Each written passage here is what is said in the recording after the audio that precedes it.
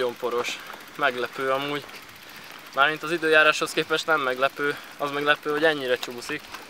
Szerintem nem is bicikliztem még soha ennyire csúszós pályán. Első körömben konkrétan azzal kezdtem, hogy 40 centi porba eltűnt az első kerék, és egy előre bukfenc befigyelt. Nehéz rajta jó tempót jönni. Nagyon sokat lehet hibázni rajta.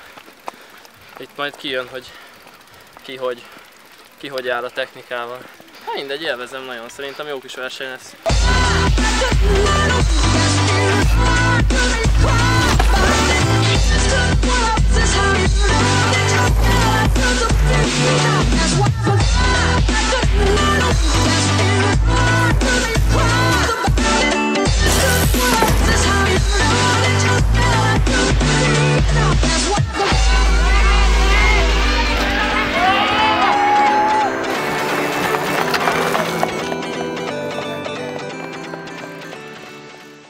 A jobbosra léptetőbe elcsúszott az elej, azt átestem 3 kanyarba. Sajnos így sikerült.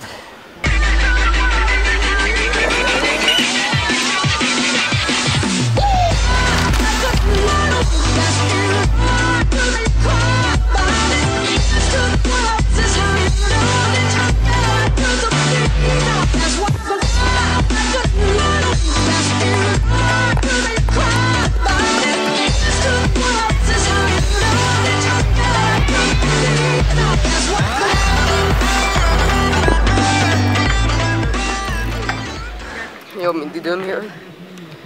Sajnos ástam. Az időm jön, úgyhogy elégedett vagyok.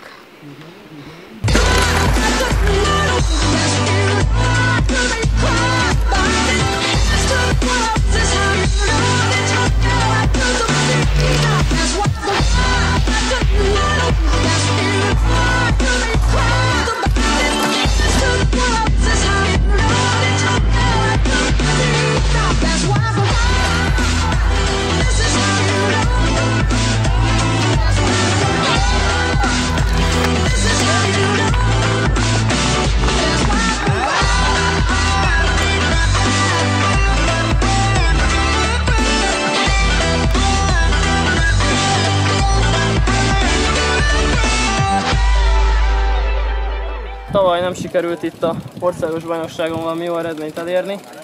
A második kanyarba elestem. Nagyon csalódott voltam azután a verseny után.